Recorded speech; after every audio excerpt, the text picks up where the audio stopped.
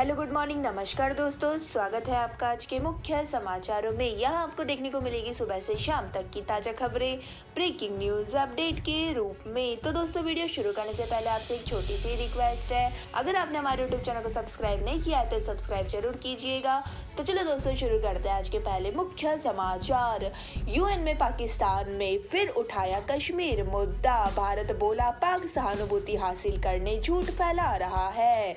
तो दोस्तों भारत ने गुरुवार को पाकिस्तान को संयुक्त राष्ट्र में बार बार जम्मू कश्मीर का मुद्दा उठाने को लेकर फटकार लगाई है। तो दोस्तों भारत ने पाकिस्तान के इस कदम को झूठ फैलाने की कोशिश बताया है। और दोस्तों साथ ही यूएन में भारत के स्थायी मिशन के काउंसलर प्रतीक माथुर ने कहा है कि जम्मू कश्मीर भारत का अटूट हिस्सा है।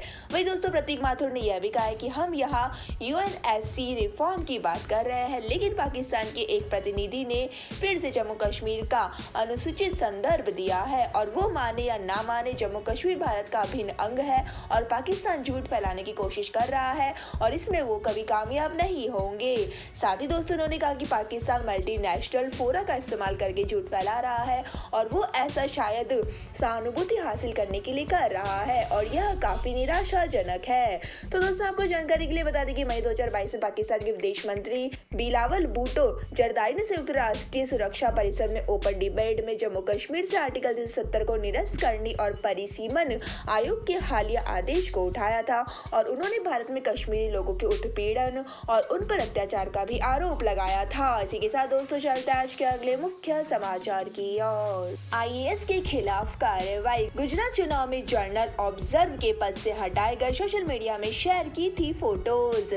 तो दोस्तों यूपी कैडर के आईएएस अभिषेक सिंह को गुजरात चुनाव में जनरल ऑब्जर्व के पद से हटा दिया गया है। तो दोस्तों चुनाव आयोग के सूत्रों से मिली जानकारी के मुताबिक आईएएस अधिकारी के खिलाफ यह कार्रवाई इसलिए हुई है क्योंकि उन्होंने पब्लिसिटी स्टंट के रूप में अपनी पोस्टिंग की तस्वीरें सोशल मीडिया पर शेयर कर दी थी। तो दोस्तों चुनाव आयोग ने कहा है कि 2011 के बैच के अधिकारी ने एक जनरल पर्यवेक्षक के रूप में अपनी पोस्टिंग साझा करने के लिए सोशल मीडिया प्लेटफॉर्म इंस्टाग्राम का इस्तेमाल किया और अपनी पोजीशन को पब्लिसिटी स्टंट के रूप में इस्तेमाल किया गया।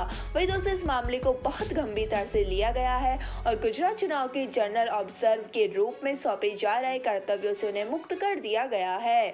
तो दोस्तों आपको जानकारी के लिए बता दें कि अभिषेक सिंह ने गुरुवार को ट्विटर अकाउंट पर 2 फोटो शेयर की थी और दोस्तों इन तस्वीरों में वे कार के साथ दिखाई दे रहे थे जिस पर गुजरात चुनाव 2022 ऑब्जर्व लिखा था। वही दोस्तों एक अन्य फोटो में कुछ अधिकारियों और गनमैन के साथ भी इसी कार के आगे खड़े हुए नजर आ रहे हैं। तो दोस्तों इन तस्वीरों को करीब 11,500 लोगों ने लाइक भी किया है। वही दोस्तों आपको जानकारी के लिए बता दें कि 22 फरवरी 1983 को जन्मे आईएएस अधिकारी अभिषेक सिंह यूपी के जौनपुर के रहने वाले हैं और यूपीएससी के 2011 पास करके आईएएस बने हैं। वही दोस्तों आईएएस अधिकारी होने के अलावा अभिषेक एक्टर भी है और अभिषेक सिंह कई वेब सीरीज और टीवी सीरियल में भी नजर आ चुके हैं। इसी के साथ दोस्तों चलते हैं आज के अगले मुख्य समाचार की ओर। पीएम ने किया no money for terror conference का उद्घाटन, मोदी बोले आतंकवाद को खत्म करने के लिए कदम उठाने होंगे।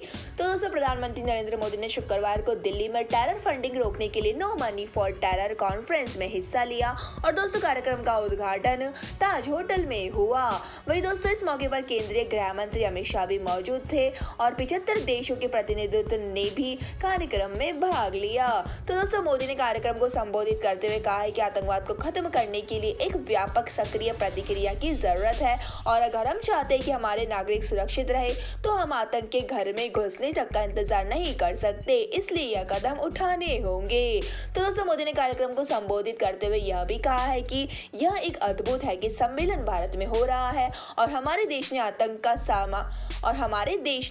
का सामना इसे दुनिया की गंभीरता से लेने से बहुत पहले से ही किया है और दशकों से अलग अलग रूपों में आतंकवाद ने भारत को चोट पहुंचाने की कोशिश की जिसकी वजह से हमारे हजारों लोगों ने जान गंवाई, लेकिन हमने आतंकवाद का बहादुरी से मुकाबला किया है। वही दोस्तों आपको जानकारी के लिए बता दें कि इस कॉन्फ्रेंस का आयोजन एनआईए की तरफ से किया जा रहा है और एनआईए के डीजी दिनकर गुप्ता ने गुरुवार को बताया कि आतंकियों को टेरर फंडिंग रोकने के लिए यह कॉन्फ्रेंस बहुत अहम है और उन्होंने कहा कि खालिस्तान और कश्मीर के आतंकियों को फंडिंग हो रही है और हमारे पास इसके मजबूत सबूत है। इसी के साथ दोस्तों चलते हैं आज के अगले मुख्य समाचार की ओर। गोल्ड हुआ महंगा, सिल्वर के दाम में भी गिरावट, गिरावट, जाने आज के सोने चांदी के भाव। तो दोस्तों भारतीय सराफा बाजार में शुक्रवार की सुबह सोने के दाम में मामूली सी उछाल देखने को मिली है और दोस्तों चांदी के दाम कम हो गए हैं। तो दोस्तों लेटेस्ट रेट पर नजर डालें तो 999 प्योरिटी वाला 10 ग्राम सोना बढ़त के साथ 52,000 के पार बना हुआ है,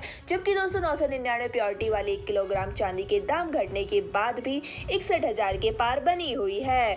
तो दोस्तों आपको जानकारी के लिए बता दें कि आज 995 प्योरिटी वाले 10 ग्राम सोने के दाम बढ़कर 52,706 रुपए पर पहुंच गए हैं। वहीं 916 सुद्धा वाला सोना आज 48,473 रुपए का हो गया है। इसके अलावा दोस्तों 585 प्योरिटी वाला गोल्ड आज महंगा होकर 30,957 रुपए पर आ गया है और दोस्तों 999 प्योरिटी वाली 1 किलोग्राम चांदी आज 61,200 रुपए की हो गई है।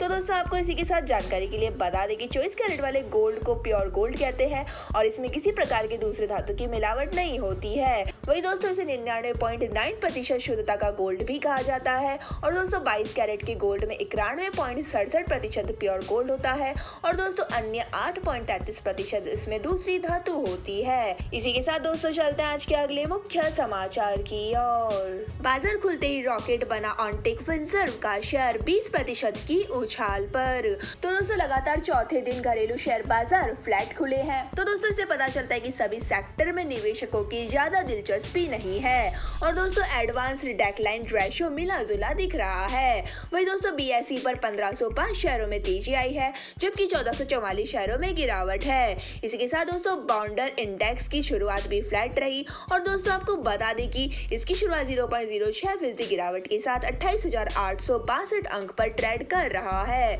वही दोस्तों बीएसई स्मॉल कैप पर भी सबसे ज्यादा तेजी डीसीपीएल पैकेजिंग और बैंक ऑफ महाराष्ट्र में रही है और दोस्तों दूसरी और फ्यूचर लाइफस्टाइल फैशन लिमिटेड और टेनफेक इंडस्ट्रीज लिमिटेड के शेयरों में गिरावट रही है। वही दोस्तों आपको जानकारी के लिए बता दें कि बीएसई सेंसेक्स 0.24% की गिरावट के साथ 61,601 अंक पर ट्रेड कर रहा है, जबकि दोस्तों निफ्टी 50 इंडेक्स 0.28% नीचे 1,82,293 अंक पर था। तो दोस्तों निफ्टी के शेयरों में सबसे ज्यादा तेजी कोटक महिंद्रा और एशियन पेंट लिमिटेड के शेयरों में सबसे ज्यादा तेजी आई है, जबकि दोस्तों महिंद्रा एंड महिंद्रा और ब्रिटानिया इंडस्ट्रीज लिमिटेड में सबसे ज्यादा गिरावट रही है। वही दोस्तों भारतीय शेयरों में एफपीआई इन्वेस्टमेंट तिमाही आधार पर 8% बढ़कर 566 अरब डॉलर पहुंच गया है। वही दोस्तों आपको बता दें गुरुवार को तेल की कीमतों में भी गिरावट आई थी और चीन में कोरोना के मामले बढ़ रहे हैं, जिससे वहां डिमांड प्रभावित होने की संभावना है। तो दोस्तों इस वजह से अंतरराष्ट्रीय स्तर पर कच्चे तेल की कीमत में गिरावट आई है। तो दोस्तों इस वजह से अंतरराष्ट्रीय स्तर पर कच्चे तेल की कीमत में गिरावट आई है। इसी के साथ दोस्तों चलते हैं आज के अगले मुख्य समाचार की ओर।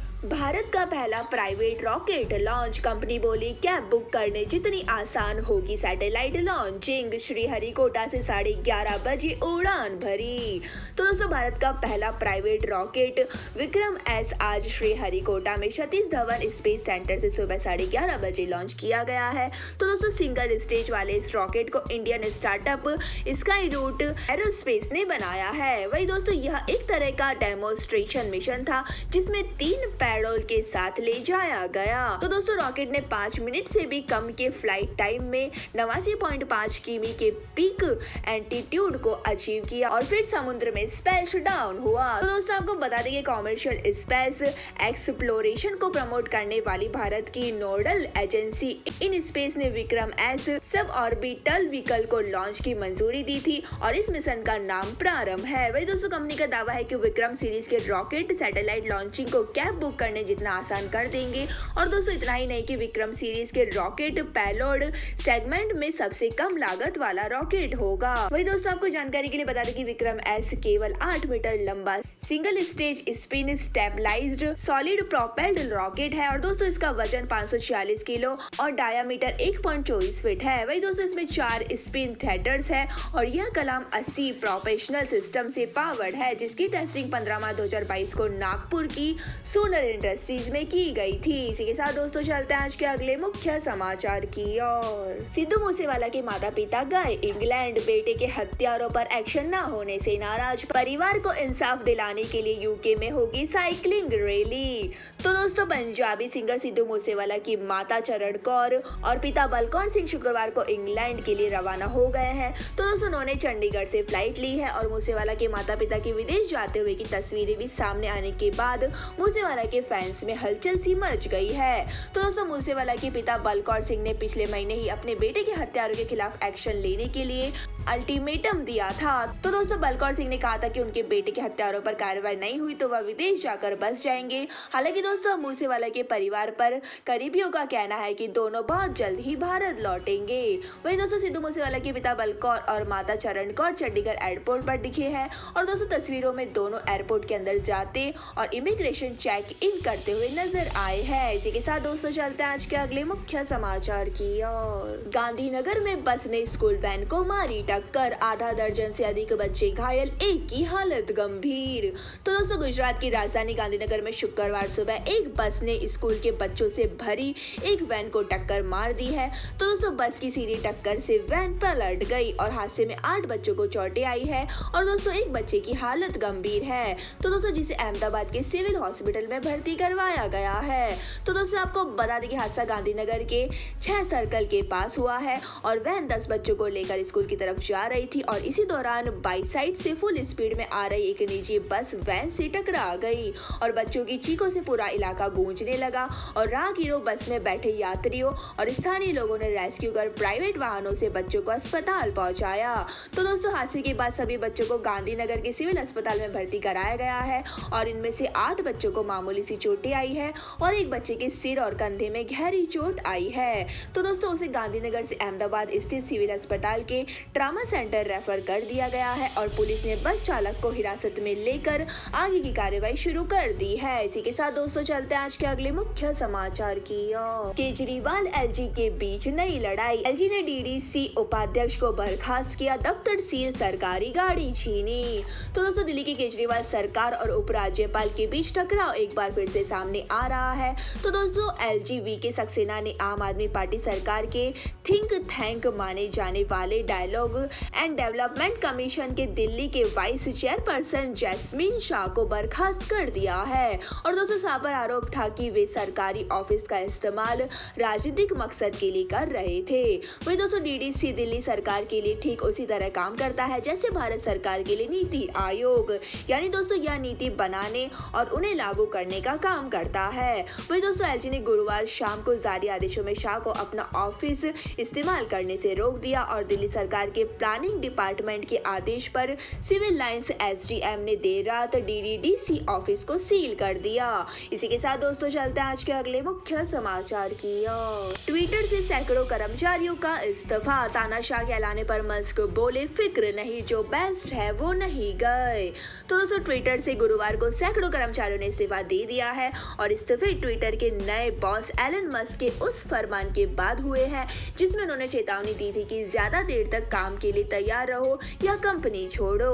तो दोस्तों इन इस्तीफों के बाद सोशल मीडिया पर ट्विटर के सैन फ्रांसिस्को हेडक्वार्टर के वीडियो वायरल होने लगे हैं। तो दोस्तों ऑफिस के इलेक्ट्रॉनिक बिलबोर्ड पर एलन मस्क को तानाशाह, परजीवी, पागल और अहंकारी लिखा गया है। तो दोस्तों कितने एम्प्लॉइज ने इस्तीफा दिया है यह अब तक साफ नहीं हुआ है और कुछ कर्मचारियों ने अपने इस्तीफे देने की बात सोशल मीडिया पर शेयर की है। वही दोस्तों ट्विटर के नए बॉस एलन मस्क ने इन इस्तीफों पर कहा है कि मुझे कोई फिक्र नहीं, जो बेस्ट एम्प्लॉय है वो नहीं गया। तो दोस्तों दरअसल ब्लूमबर्ग में छपी एक रिपोर्ट के अनुसार मस्क ने बुधवार को एम्प्लॉइज को कंपनी में बने रहने के लिए ईमेल भेजकर एक अल्टीमेटम दिया था और इनमें कर्मचारियों से कहा गया था कि कंपनी की शर्तों के अनुसार काम करना होगा, नहीं तो इस्तीफा सौंप दीजिए। दोस्तों यह थे हमारे आज के मुख्य समाचार। हमारी वीडियो को ज्यादा से ज्यादा लाइक करें, शेयर करें और हमें कमेंट करके जरूर बताइए कि आपको हमारी वीडियो कैसी लगती है। धन्यवाद, जय हिंद।